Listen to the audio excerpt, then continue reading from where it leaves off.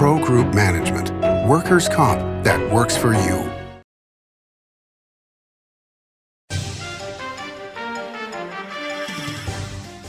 Welcome to Nevada Newsmakers. On the broadcast today, the State of Nevada Infrastructure Coordinator, Bob Lucey, here for the whole show on an all-new Nevada Newsmakers. Save money and take transit. Did you know you can ride the bus all day for less than what it would cost you for a gallon of gas? Plan your trip now by going to rtcwashoe.com. Carson Valley Inn, it's your place for the good times. Carson Valley Inn.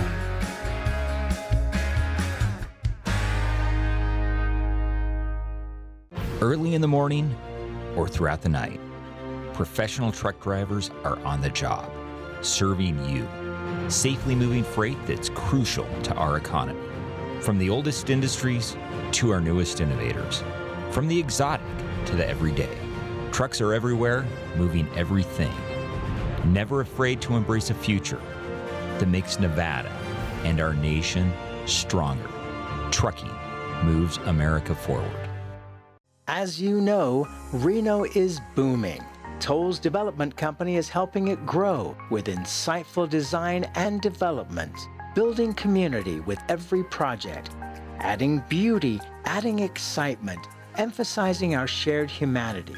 Reno is becoming bigger. Toll's development is helping it become better, more livable, more enjoyable. To learn more, go to tollsdevelopment.com. tollsdevelopment.com. Nevada Newsmakers Studio is located at the headquarters of the Nevada Trucking Association.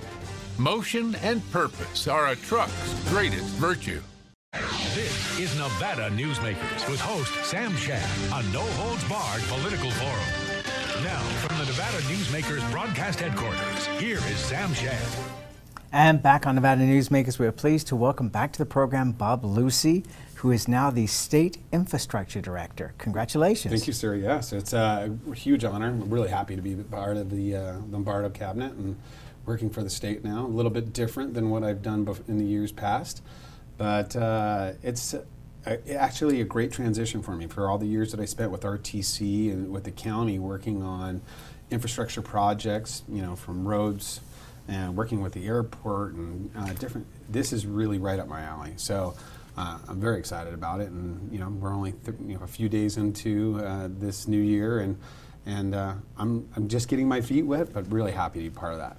All right, so let's expand on this. So what exactly does the State Infrastructure Director do? So, so the State Infrastructure Coordinator is a position that was created through the bipartisan infrastructure law that was put into place in 2022. And out of that came the IIJA, which is the Invest in Infrastructure and Jobs Act. And that was that $500 billion that was spread across the country to pay for infrastructure needs and really re-energize the economy. As part of that, each state was mandated to enlist an infrastructure coordinator to help mediate those dollars between the federal government and the state, and then make sure that they were allocated to the proper agencies and made sure that so that's really what the job is so that I work with our federal delegation and the federal government to make sure the formulaic funding comes back to our state departments. And then there's the second part of that is there is a number of grant funding opportunities through the IIJA to all types of different things. And when we talk about infrastructure, we're talking about not just roads, you know, bridges, airports, and rail, but we're talking about energy resiliency. We're talking about water infrastructure. We're talking about broadband, which is a huge one within our state. We're talking about wildland and urban interfaces in regards to how fuels management. We're talking about things such as environmental remediation for brownfields projects and different things like that. So identifying those grant opportunities and then taking those dollars not only from the federal government to the state, but then taking it out to the municipalities and the counties that may need these types of projects and don't have either one, the access to those or the understanding that they're available, and two, helping them go procure those funds and bring them back and making sure that those projects are put right into fruition.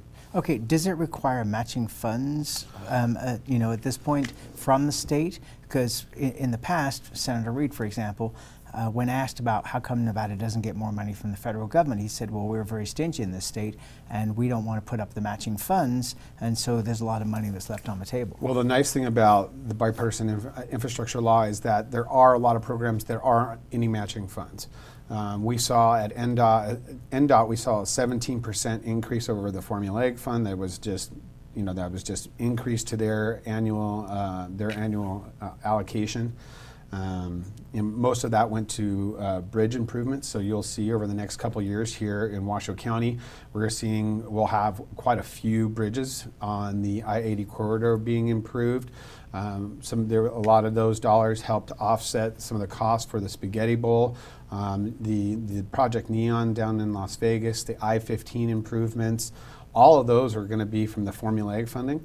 But for the grant, there's actually quite a few grant opportunities. There are no matching dollars for either state or county it's just available funding through the bipartisan that is just sitting in the Department of Treasury waiting to be, given out, passed away. Well, I applaud the fact that you remembered all the different entities that you're going to be responsible for, let alone actually doing them. Don't you feel a little overwhelmed with the magnitude of this? This is very complicated, and it is very overwhelming because it's not just one department such as the Department of Natural Resources. It's not just one department such as Department of Transportation.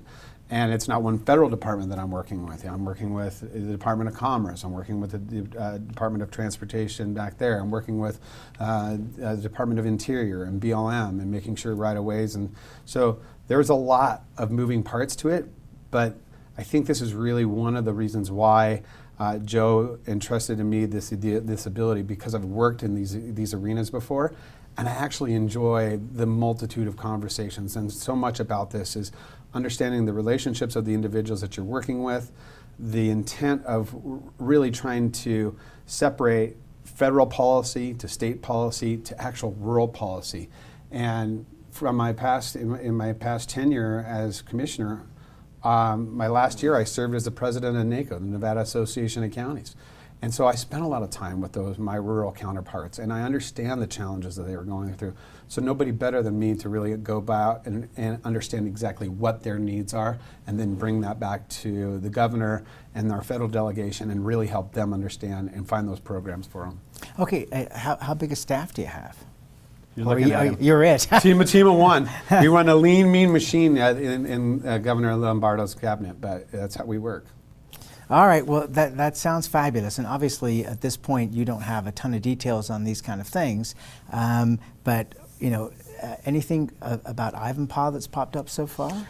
Well, I actually was in Vegas a few weeks ago and had some good conversations with Rosemary Vasiliadis and the county staff down there about their future discussions about what Ivanpah might look like, and acquisition of the land and how we might move some opportunities around for a second airport down in Ivanpah. We've been working with the Brightline group to make sure that they're moving forward. Because the idea, I understand, is that there'll be a train stop. If everything is approved for Brightline, that they will put in a train stop for Ivanpah, which would take care of the rail portion of getting people from Ivanpah into Las Vegas. Correct. Any discussion, because Andrew Diss was on the program and talking about this a couple of weeks ago, about the idea that some of the actual regular airlines, not just freight airlines, might be moving to Ivanpah down the road? There are some discussions about that potentially. Obviously there's still a long ways from that, but sure. Yes, there's been a lot of discussion about moving some of to kind of reduce the air traffic into Harry Reid, making sure that there's some opportunity to fly maybe some different charter airlines and some smaller commuter flights down there, utilizing the Brightline rail to bring those individuals back into Las Vegas, or so there's some different discussions. There's even discussions about potentially the city of Henderson adding an airport. So there's a lot of moving parts. Would it add or just improve on what they already have? They might turn theirs into a full commercial and improve on what they have. My friend Rick Vallada did a story on this, I think it was last weekend or the week ago. Great story. And he said that one of the concerns from Rosemary Vasiliadis is that Harry Reid is going to run out of capacity in 2030, but they won't be able to get Ivanpah ready till 2037. And my thought was that was, and I'm not accusing her of saying anything wrong, but it just seems that the pressure to not have a gap between Harry Reid being done as far as any additional traffic and the 7 years before Ivanpah opens, Yeah. it sounds to me like there would be monies that would be moved rapidly. Yeah, and there could be I think there's more conversations. It's one that continuously comes up, especially within the governor's office. It has multiple meetings that I've been in.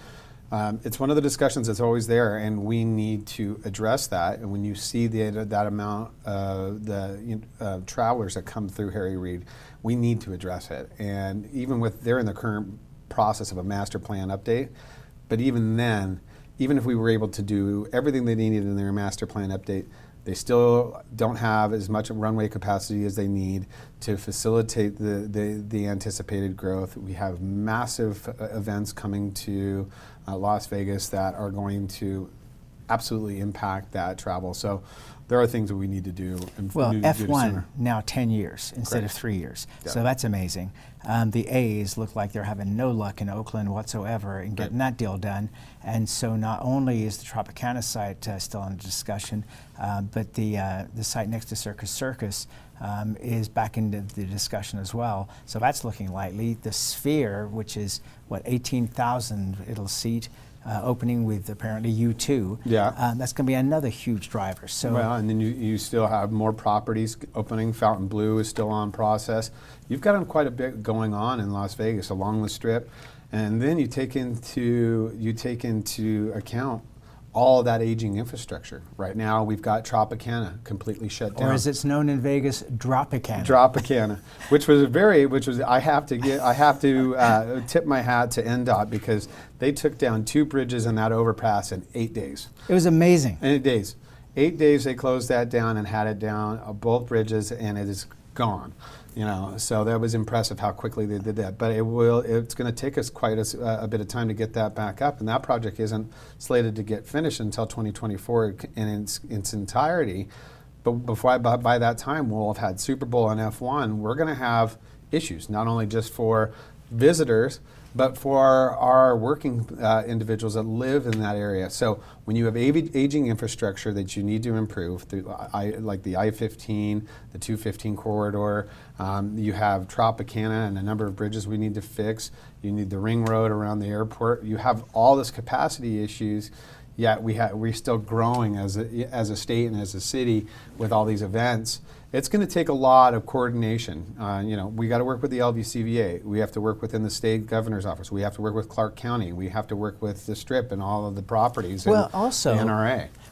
This was a discussion back in the Gibbons administration, by at least advisors to the Gibbons administration, was that there's only so much money you can absorb in terms of construction for roads, because you can't have the entire city tied up with cones, because otherwise the public will rebel. Exactly.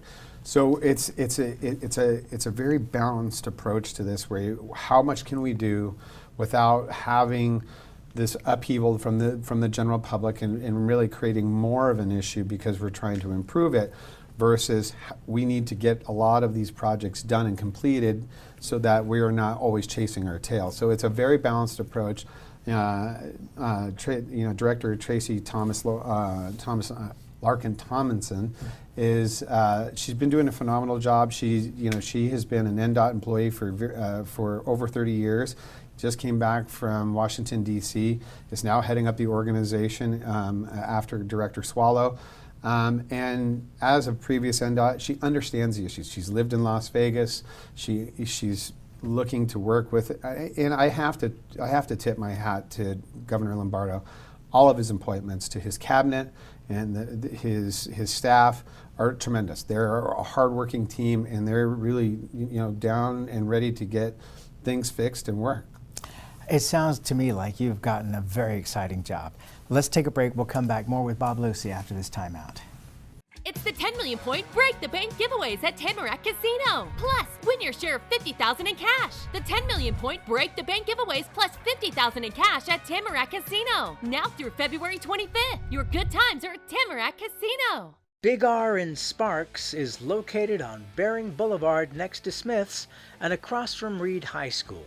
It's a 50,000 square foot hardware store and a whole lot more. It's huge, with clothing, power equipment, tools, and of course, hardware. Big R is located on Bering Boulevard in Sparks, next to Smith's and opposite Reed High School. Big R, hardware, and a whole lot more.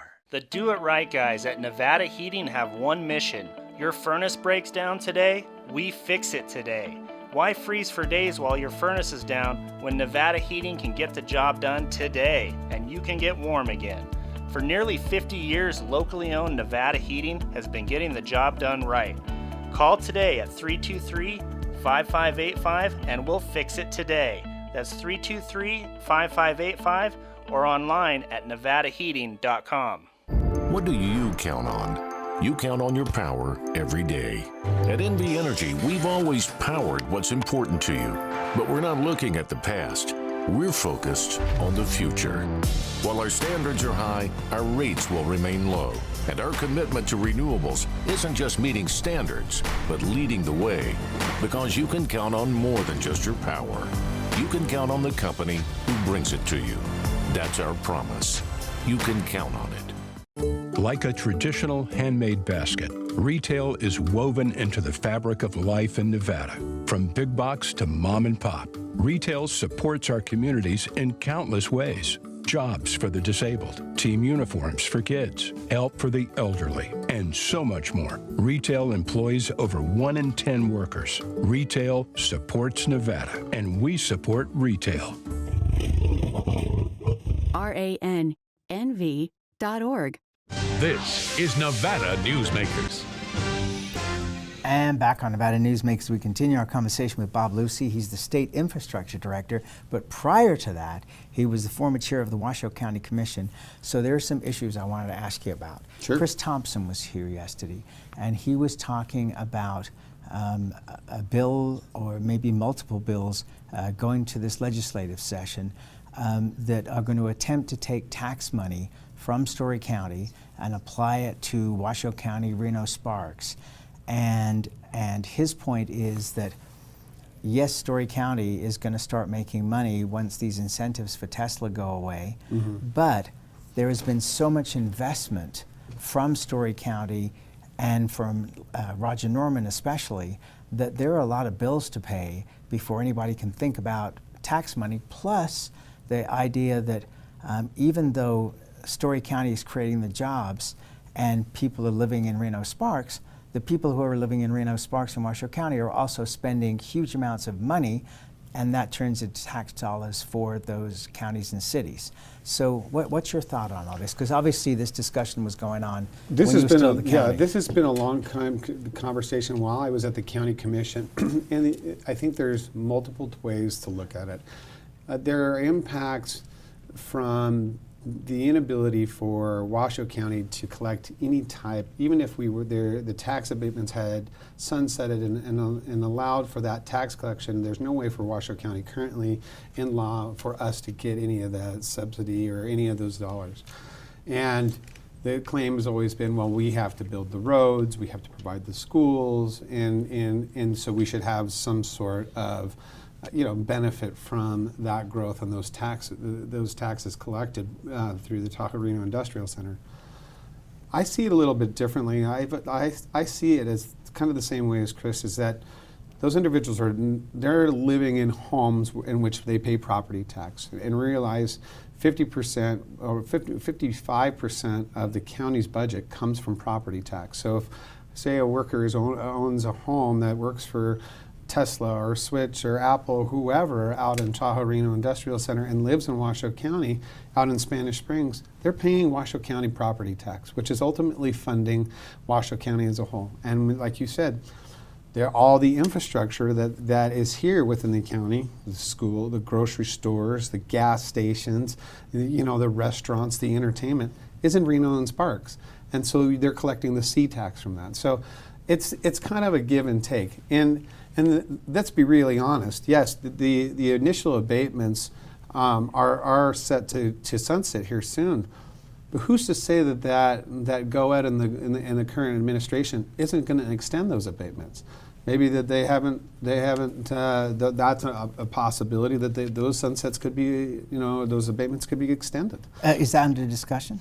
I don't know. That's outside of my arena, but I know that is an opportunity. It's a possibility. Because with another $3.5 billion investment, Tesla is looking, presumably, to get additional abatements for that project. Correct. Do you think that would be politically viable if Tesla were to get new abatements and then have the old ones extended?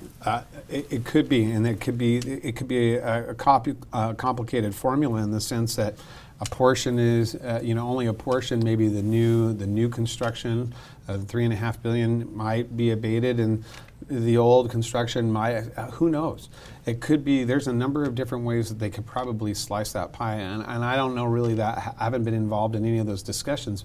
But I do know that there are opportunities that Governor's Office of Economic Development, BNI, and Business and Industry, and the governor can sit together and look and see whether or not it's fiscally viable and what can they do. But there is a significant amount of money that, if those abatements were to come into play, that Story County would receive. But Story County, from my understanding, the way the legislation was written is that the state could come after those abatements in regards to funding, the ability to fund education. Partnering counties could go in. And I had initial conversations with Story County while I was a commissioner going, can we work on some sort of way, if the abatements are going to sunset, that we can work on infrastructure needs, such as making sure that we have adequate roads to and from Tahoe Reno Industrial Center to adequately safely get people out there. Let's talk about public safety. What does that mean for your sheriff's office and my sheriff's office to make sure that we have public safety, from speeding and traffic enforcement to different things of that nature. School funding, what can we do for those things? So sorry to interrupt you, but we're going to be running out of time here. But what about the question of Roger Norman is still owed a lot of money. I mean, it's well over, I think it's $150 million in terms of the infrastructure that he put in. Story County says that all kinds of infrastructure within Story County has not been upgraded because they haven't gotten the tax money. So I think what they're saying is, hey, let us regroup and get our act together before others start trying to go after our money. Yeah, and I think Chairman Carmona from Story County, and Austin, and Commissioner Gilman. I've had conversations with all of them, and they're absolutely right. They have dilapidated systems themselves that need to be addressed. They have issues with roads in Lockwood. They have issues with roads in Gold Hill and through Virginia City that need to be addressed. And so we can't shortchange them looking to fill our own coffers based upon something that they put in and that they could potentially see benefit for their residents. All right, let's take a break. We'll be right back. Imagine a magical garden that feeds Carson City's hungry and homeless, teaches our high school students agriculture, creates hanging floral displays to beautify downtown, and yet charges nothing. It's not magic. It's the Greenhouse Project. It's real. It's growing, and it needs your help. Go online to carsоncitygreenhouse.org so together we can grow it forward. Pro Group Management specializes in providing industries with the necessary components to satisfy and exceed workers' comp requirements. Every business has unique needs and specific regulations. Pro Group Management stays ahead of the curve, providing up-to-date services to keep your industry in top form. Discover how we simplify your tasks, improve efficiency, and reduce expense to keep you moving in a positive direction. Pro Group Management. Workers' comp that works for you. As you know, Reno is booming. Toll's development company is helping it grow with insightful design and development, building community with every project, adding beauty, adding excitement, emphasizing our shared humanity. Reno is becoming bigger. Toll's development is helping it become better, more livable, more enjoyable. To learn more, go to tollsdevelopment.com. tollsdevelopment.com. This is Nevada Newsmakers. And back on Nevada Newsmakers, we continue our conversation with Bob Lucey, who apparently is going to be here enough times that he'll get his own parking space. He's the former chair of the Washoe County Commission, currently the state infrastructure director. I wanted to ask you just quickly, because we're almost out of time here. Mayor Sheevy was on the program a little while ago before the election, and she was talking about e-sports in the bowling stadium. Yeah. And this would be a way to boost attendance there. Any quick thoughts on that? I think esports is one of those growing pieces of business that within the tourism area, you're seeing more kids participate in it. I have always supported the mayor in that initiative. I think our CVA, we need to find different ways to reutilize a lot of the buildings and not make them just single-use buildings, but really expand those opportunities. Esports seems to be a great one. They're getting a hold of it in Las Vegas and using it, and it seems to be viable down there. So I see why not. I say we take advantage and continue to be innovative with how we approach these things. Okay, and you've got to buy 27 hats because you're going to need to wear all of them in your new job. Thank you for being here. Come back soon. Always a pleasure, Sam. We'll see you in Thank you. Carson City. Yeah. And we'll be right back. Modern boutique Ahern Hotel and Event Center sits at the heart of the Las Vegas Strip. 2 floors of meeting and event space are ideal for groups and conventions. Stay in one of 200 luxurious rooms and suites. Brand your event throughout the property. Flexible event spaces make for easy planning and personalization. Take over the entire hotel with a full buyout option.